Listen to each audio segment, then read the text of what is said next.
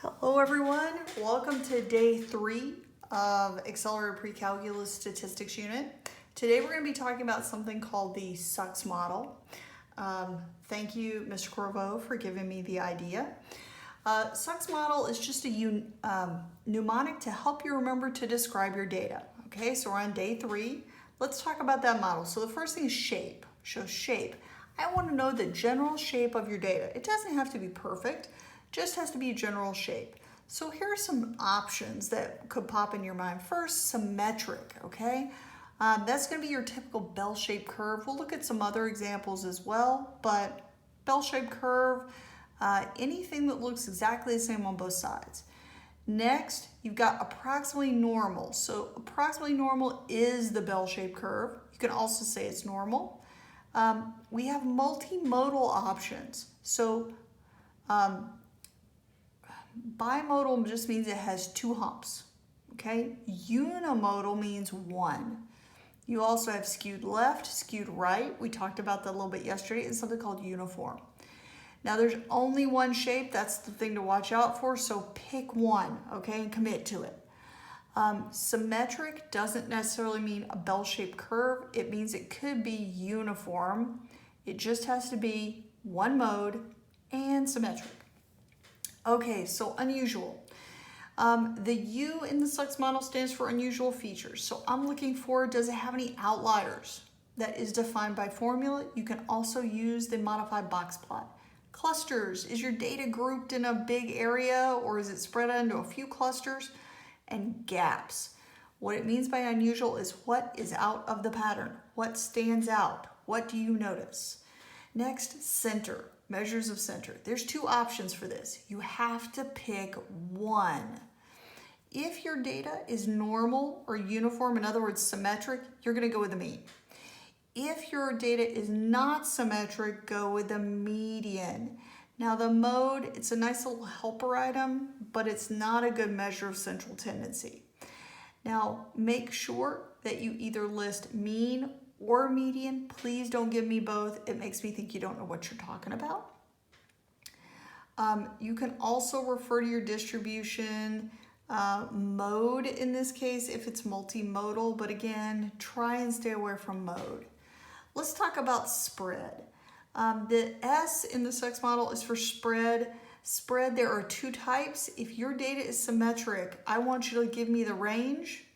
That's maximum minus minimum. And the standard deviation, that's that sigma of x symbol that you see on the calculator. If, on the other hand, you have non-symmetric data, please use range and IQR. Just to remind you, IQR is Q3 minus Q1. Your calculator produces that number for you. It's the middle 50% of the data. Now, unlike when we did measures of center, I would like 2 measures of spread. So I'm looking for range and something else, okay? Now the last one is context. So when I'm talking about context, I'm meaning, do you know anything about your model, or is it just some blank numbers? So I'm wondering, do you know if it's miles per gallon? Do you know if it's meters per second? If you don't know what the measurement is, you probably have no context for your information. So let's take a look at just a few graphical references real quick, just so you know what I'm talking about. Here are some different shapes. Let's start with the first one. That one's called approximately normal because it's got a nice bell-shaped curve to it. This one is skewed right because the tail is on the right. This one is skewed left because the tail's on the left. This is called a uniform distribution. We don't see a lot of those, but when you rolled those dice for yesterday's homework, you should have gotten a uniform distribution the more times you roll it. This one's called bimodal. As you can see, it has 2 humps. This one is a symmetric unimounded distribution.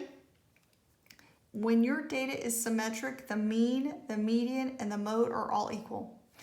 Now for these 2, these show 2 skewed distributions. What's nice to see on this is you can see that the mean, which is that value that's right there, that line, is pulled toward the tail or extreme values. Same thing on the right hand side. it's being pulled toward the right because we're skewed right. We will not be using the OGIV, and we won't be looking at the normality plot very much, but we will see a modified box plot. That's the one that has a little star at the end for the outlier. We're going to see a stem and leaf plot tomorrow. We won't really be using the mosaics. We will see some scatter plots and maybe a little bit of residual plots. But this just gives you a quick reference for all that vocabulary. So let's talk about these different distributions. So using the SUCS model, let's talk about what makes each of these different or the same.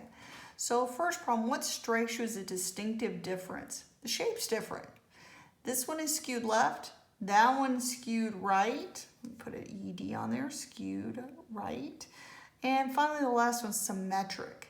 So notice tails off to the left, tails off to the right, no tail, just a nice hump in the middle.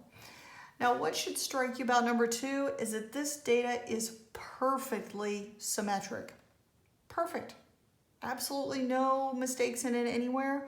So you should say to yourself, ah, that is symmetric data if I've ever seen it. Okay, when we get to number 3, you should notice that you have 2 clusters with a gap in between. So one way people talk about this is they talk about the clusters. Some people talk about the gap. It's just whatever stands out to you. And then when we look at number 4 on this page, you should see that there are 2 outliers, one at each end. There's the cluster of the data, and we have an outlier on both ends.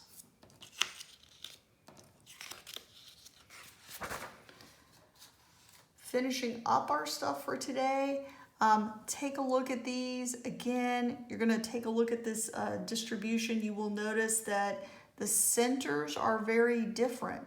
If I ask you for the center for this first distribution, you would probably tell me something around 60.